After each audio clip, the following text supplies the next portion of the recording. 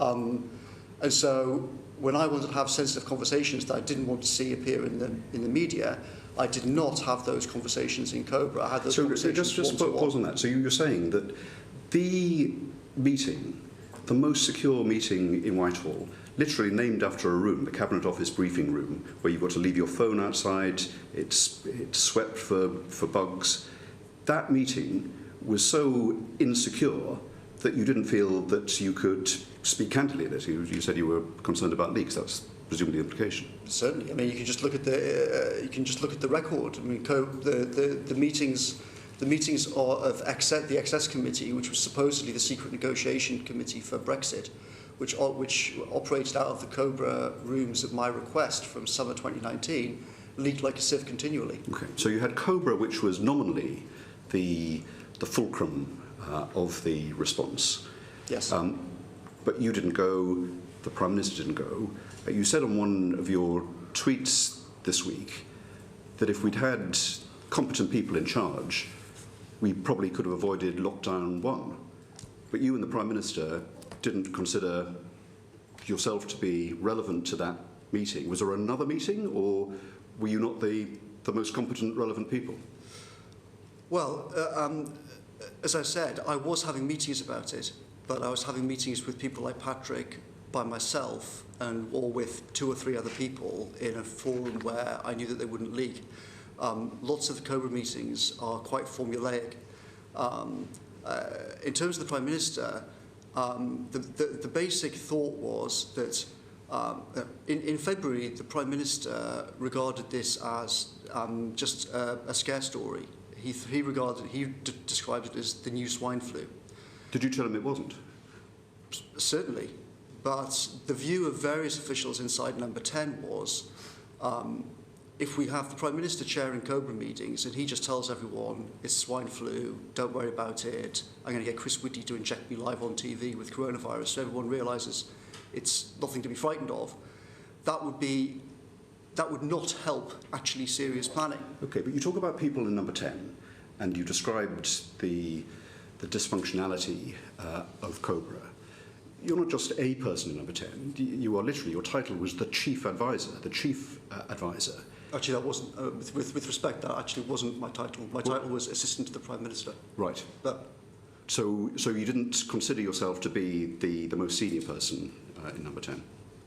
Well, I mean, I'm not the most senior person in Number 10. The Cabinet Secretary is the most senior person, and the Principal Private Secretary runs his office. I mean, obviously, I had an influential role. You didn't have the authority to be able to.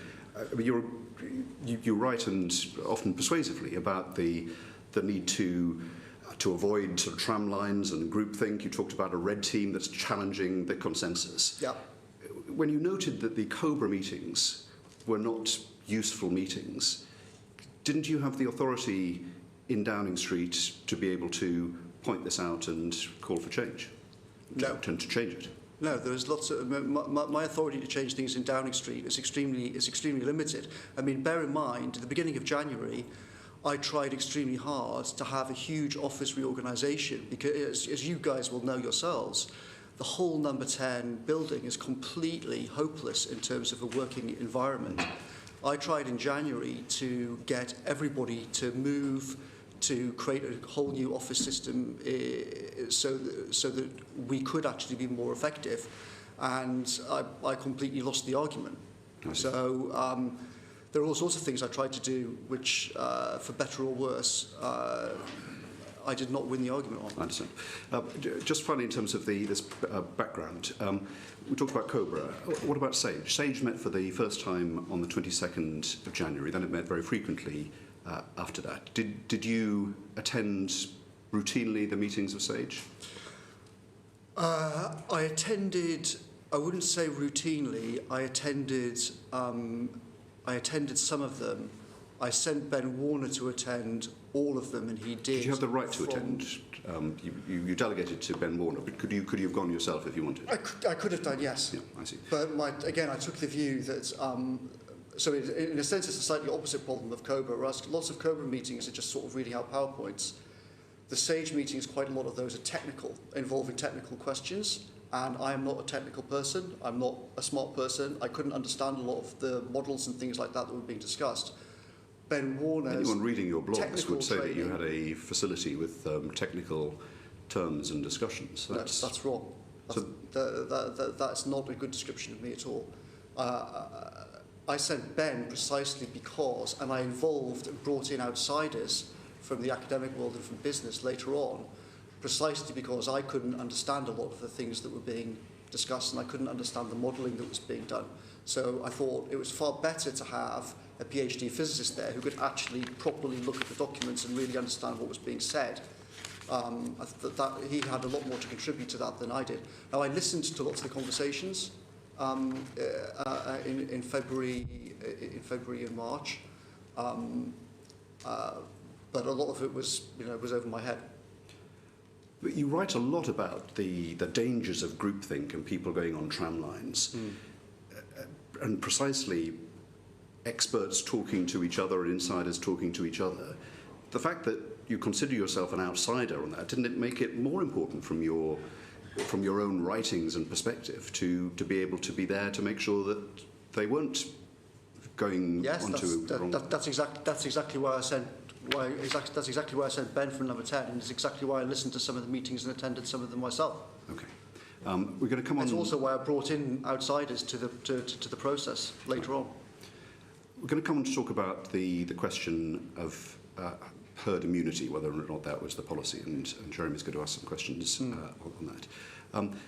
But Fanny, I mentioned your blog and the fact that you've been thinking for some time about, specifically, virus escapes and the consequences of pandemics. Why did you change your 2019 blog between April and May 2020 to refer to coronaviruses? Well, there's been a lot of funny things written about this. There's lots of media stories saying that I changed what I wrote, but those stories are all false. Not a single letter of what I wrote in 2019 was ever changed. In 2019, I wrote a blog that said, here is a huge problem, these gain-of-function experiments being done all over the world. Here is this big piece in the Bulletin of Atomic Scientists explaining it.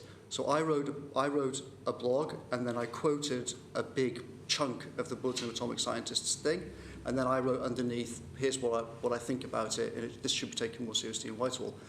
Not a single letter of what I wrote was changed.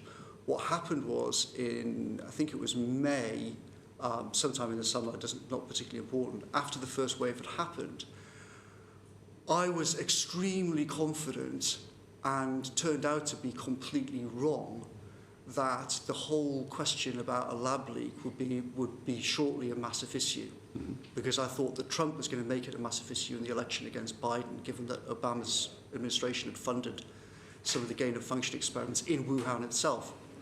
And I went back and looked at the Bulletin of Atomic Sciences piece that I'd originally quoted and said people should read this. And in that piece, it actually has a section on Wuhan itself and the BSL-2, BSL-3, BSL-4 facilities there. And I thought, geez, I sort of half remembered, half forgot.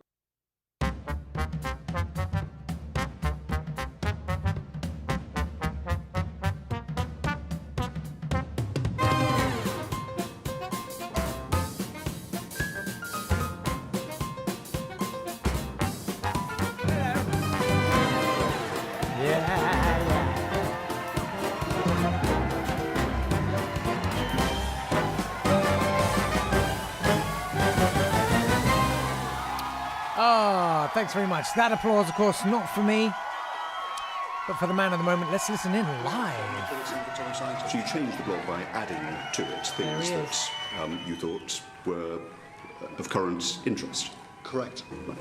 Stomps for the Cumster. That's happening right now, live, the inquiry. And I think that this being hashtag Workshop Wednesday, not a hashtag, no traction at all. I think Dominic Cummings is probably going to be the subject of this week's musical. Obviously, I say this week's, it's quite compressed. I'm going to deliver it tomorrow morning, which is fine. I've got this podcast finished, then I've got to go straight into recording another podcast, and then I've got to edit another podcast. Then I can make the musical and deliver it tomorrow morning at 10 a.m. That should be fine. It's fine. Not to mention, being present as a family member. Anyway, hello, good morning, welcome. It's lovely to have you along, and I'm excited. I'm a big fan of Domster the Cumster, and we've had some workshop ideas. You can, of course, get in touch. You can WhatsApp Jake, on 07862 032 654. Correct. That's a very Nick Clegg, wasn't it? I just want to be creative with my manufacturing. What's wrong with you? Creative? Jesus. Anyway, Alex got in touch on Twitter. He tweeted at Not Today Pod, and he said, for the stage version of the Dominic Cummings musical, I picture this as the opening scene. So this the iconic shot of him standing in the doorway of number 10, holding his box of office trinkets. Him alone on an empty blue lit stage, clutching a box, and then flashback, and we're into the first musical number. I like that, Alex. I like that a lot. Rick's got some suggestions. Lying in the Rose Garden, running away from Downing Street, illegally procured the result for the 2016 referendum, and classic Dom. Those are all things I will take on board and digest. Alex got a little quote there from the Dominic Cummings musical. Most people don't know if they're coming or going. Well, I'm both. That's quite nice. I quite like that. And Jane says, I want an ensemble number featuring the high-kicking, jazz-handed, super-talented weirdos and misfits he tried to hire into number 10. Yes. Obviously, those are the numbers that take the absolute longest. But, we can work on it. It's not like I haven't done it before. No NHS, no DUP, no immigrants, no BBC. Why does Dominic Cummings love a quirk?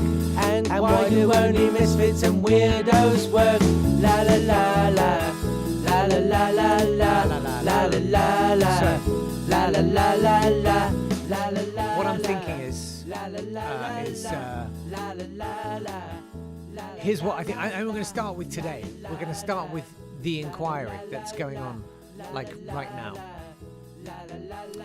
And we'll use that as a device to kind of go back through the sort of biopic, the stuff that we need, right? So that's the device. And we'll have maybe the first meeting between Boris Johnson and Dominic Cummings, because really it's a love story, isn't it, between those two? And then we'll have like something to do with Barnard Castle, maybe an eye test. I quite like the idea of a... Do you remember Danny Kaye did that song Inchworm? That had that sort of droney thing like 2 and 2 are 4, 4 and 4 are 8. I'm seeing like reading out letters on a chart and then something floating out over that. Then I guess we're going to talk about the lockdown in November or something, or whatever emerges from the hearing today, I guess, whatever the big sort of headline is from that.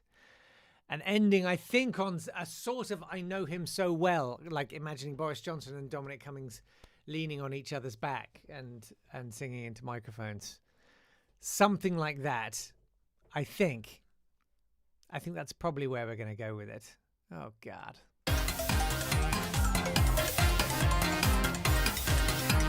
Dumpster the Cumster! Just love that guy.